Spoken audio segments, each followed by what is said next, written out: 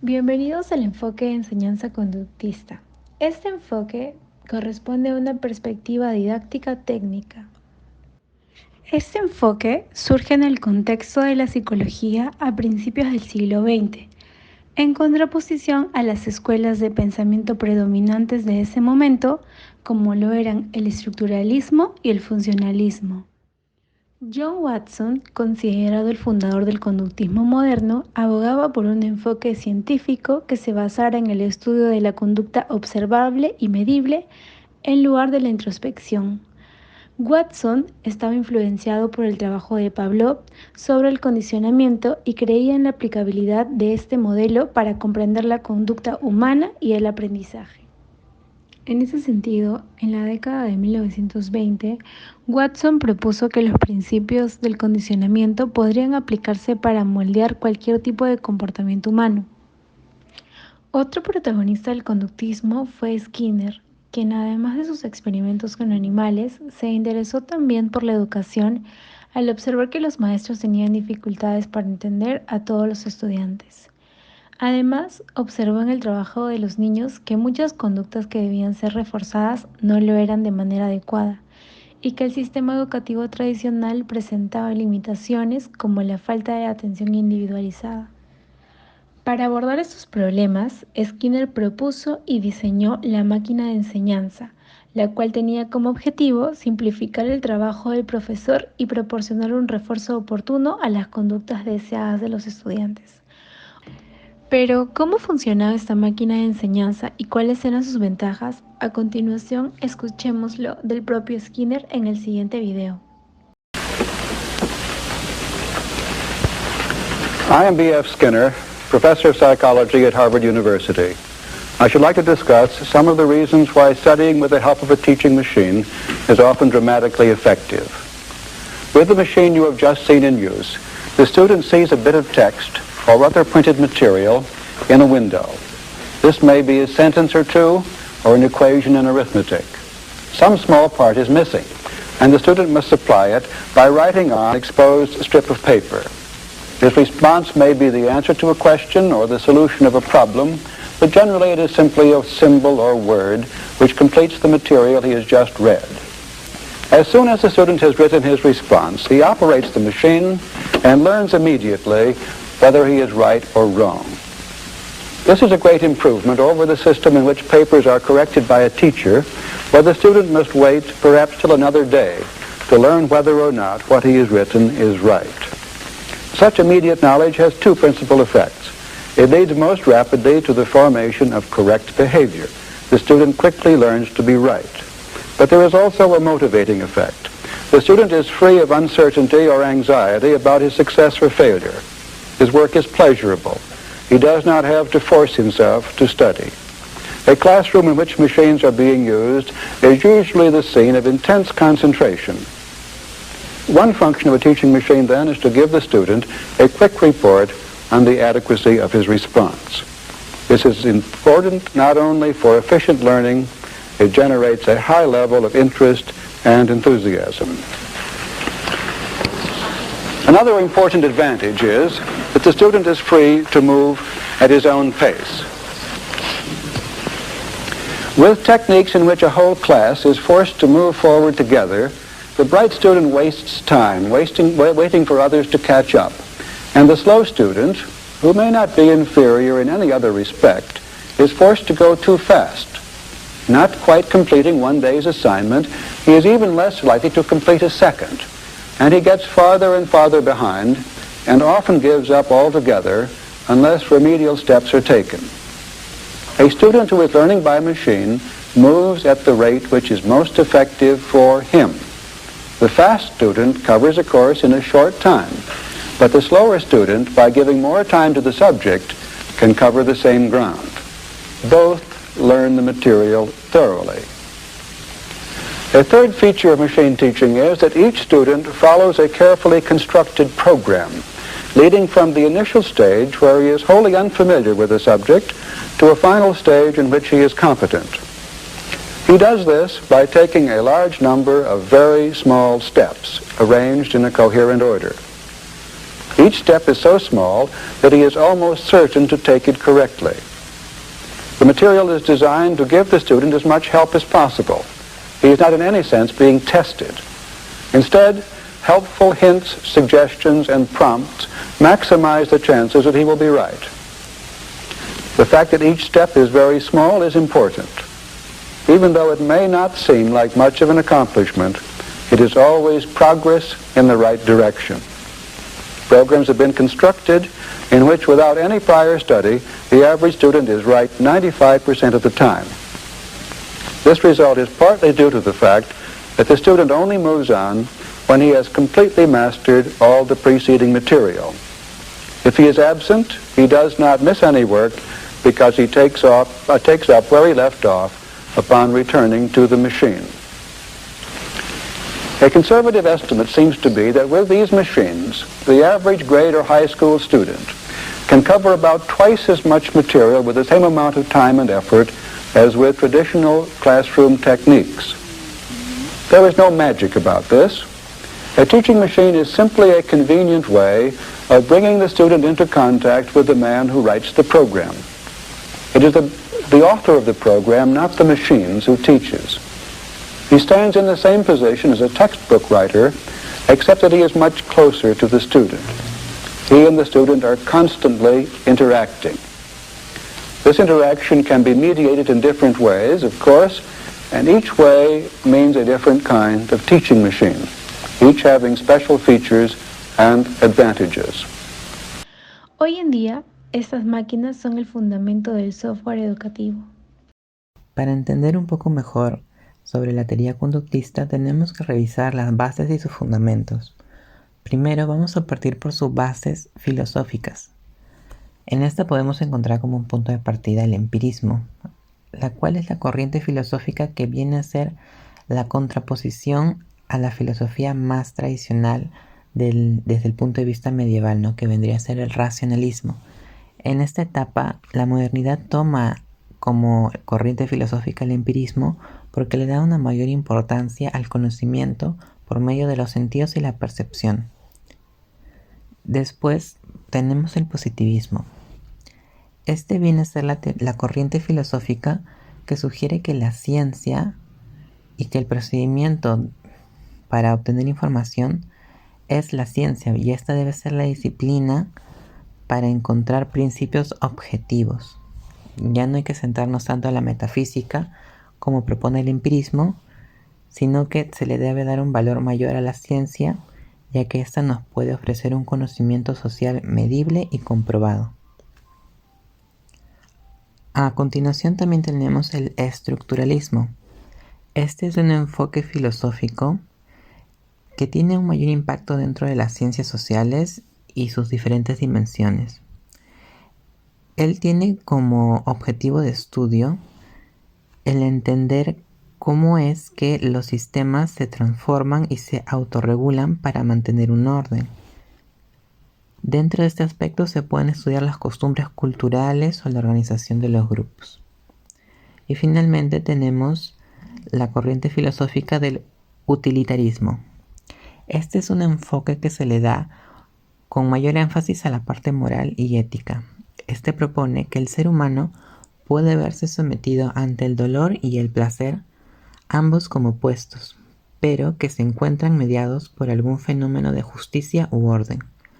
Es por ello que la persona decidirá actuar ante este fenómeno para que sus intereses se vean lo menos afectados. Es como una cadena de causa y efecto. Para continuar, podremos ver sus bases dentro de la psicología. Como un primer punto tenemos el conductismo clásico, que fue propuesto por el fisiólogo Pavlov. Él experimentaba con los estímulos en animales. Sus investigaciones identificaban que había un estímulo incondicionado y que para ese estímulo había una respuesta incondicionada. Esta era una respuesta natural, como por ejemplo en la imagen número 1, cuando tú le enseñabas a un perro un alimento, él iba a salivar. Esa era la respuesta natural. Sin embargo, si se integra un estímulo neutro al estímulo incondicionado, este va a generar una nueva respuesta condicionada. Esto se puede ver dentro de la imagen 2. Cuando al perro se le presenta un sonido de una campana, el perro no tiene reacción alguna. Sin embargo, en la imagen 3, cuando tú juntas el alimento con el sonido de la campana, el perro va a salivar por el alimento. Sin embargo, en la imagen 4 ya no hay alimento, pero aún así el sonido de la campana hace que el perro salive, lo que sugiere que hay una respuesta condicionada en el que el perro asocia a la campana con el alimento. Este estímulo debe ser algo continuo, no debe parar para que sea efectivo, ¿no? A partir de ello, John Watson realizó el experimento, pero ya desde el enfoque de la conducta humana. Él hizo un experimento en los que los infantes atravesaban por una situación en las cuales les generaba miedo, porque su teoría era que las personas cuando eran infantes no tenían miedos, pero los adultos sí, porque los adultos ya se han visto expuestos ante un ambiente con diferentes estímulos que les ha ocasionado ese miedo. Por otro lado, tenemos la base y la teoría del conexionismo. Esta teoría es propuesta por Thorndike y él postula que los sujetos suelen repetir con mayor regularidad las conductas en las que ellos vean que hay un efecto positivo, y esto pasa por una ley de asociación a una experiencia satisfactoria. La teoría del aprendizaje asociativo. Esta es propuesta por Gutiérrez y deriva del conductismo clásico de Pavlov. Aquí se señala que hay un principio de contigüidad entre dos fenómenos que ocurren al mismo tiempo. Es por ello que cuando se utiliza un estímulo negativo a la par de un positivo, lo más probable es que el estímulo negativo genere que toda la experiencia se vuelva negativa, a pesar de que haya un estímulo positivo. Por otro lado, la teoría del condicionamiento operante o instrumental es propuesta por Thorndike y Skinner.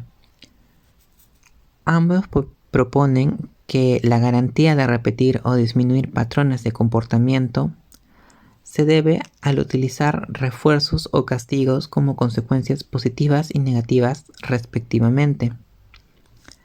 Es por esto que se puede entender la probabilidad de controlar y cambiar el actuar de los sujetos. El aprendizaje social es la teoría que recibe aportes principalmente de Bandura. Él sugiere que también se pueden desarrollar patrones de conducta por medio del aprendizaje por observación o el aprendizaje vicario. Su teoría parte de la concepción de que el aprendizaje es mayormente aprendido por el desenvolvimiento en un ambiente social, más que de uno expuesto a fenómenos estimulantes inertes. En ese sentido, las personas tienen la capacidad de ser agentes simuladores que promueven el aprendizaje de un modelo de desenvolvimiento en el medio en que se encuentran. Es decir, que en el caso de darse en un aula, el docente puede ser un ejemplo de normas de conducta ante los estudiantes. El enfoque conductista llega a entender la enseñanza como la intervención de estrategias para moldear la conducta, ya sea por medio de reforzamiento o limitación de un comportamiento, para establecer una mayor adaptación del estudiante dentro de su medio social.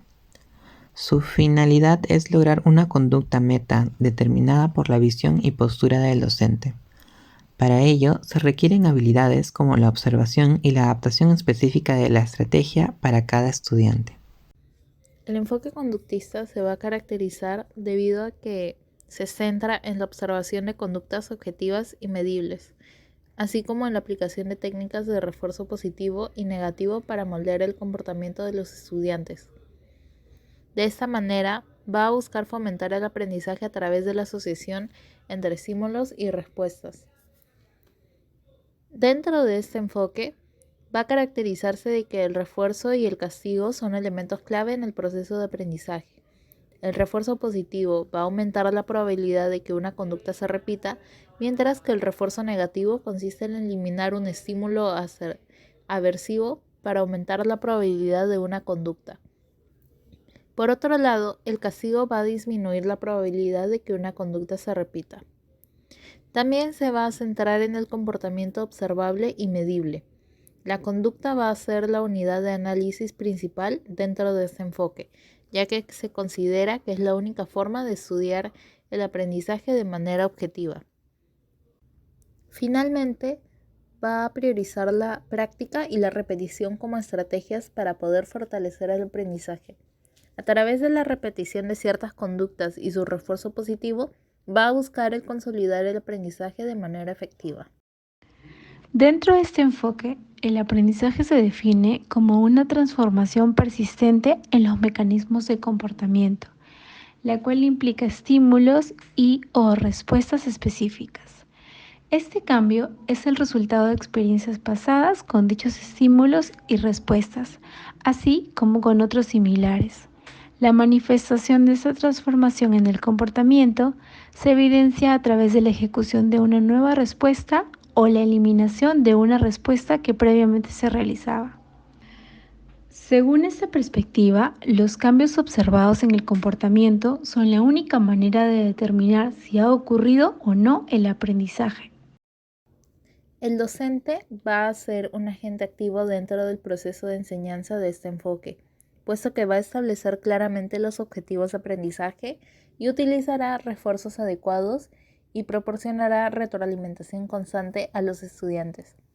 Va a ser importante de que este docente sea un modelo a seguir para los alumnos, mostrando conductas deseadas y fomentando la imitación de esas mismas. Algunas de las tareas del docente dentro de este enfoque van a ser el establecer claros objetivos de aprendizaje y definir claramente las conductas que se espera que los estudiantes adquieran.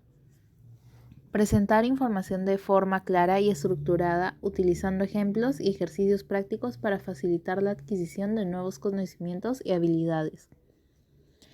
Va a reforzar las respuestas correctas de los estudiantes a través de elogios, retroalimentación positiva o incentivos. Va a diseñar y administrar actividades de refuerzo y práctica para consolidar los aprendizajes. Observará y evaluará constantemente el progreso de los estudiantes, identificando áreas de mejora y ajustando las estrategias de enseñanza según sea necesario.